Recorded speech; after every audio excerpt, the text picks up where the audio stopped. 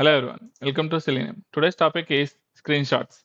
Screenshots are used to capture failures, debug issues, attach evidence to reports, validate UI behavior.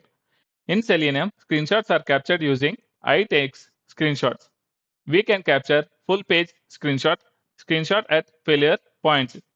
Screenshots are commonly integrated with reports like extent reports, Allure reports, Serenity reports, report portal reports.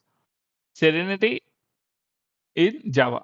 Screenshots are most valuable when test fails, UI behaves unexpectedly, running tests in CI/CD. Here in the sample script, I am taking a screenshot using screenshot class. I have created an object and I am saving it to a file in the D folder. So this is how screenshots are captured in Selenium. Let me run, then you will understand more how a screenshot is captured. First, we navigate to Cogmento login page. Once Cogmento login page is loaded, we will have the screenshot in the test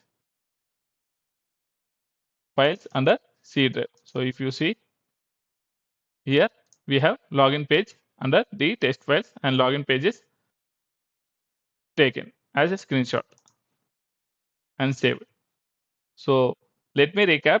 Screenshots are evidence, not just images.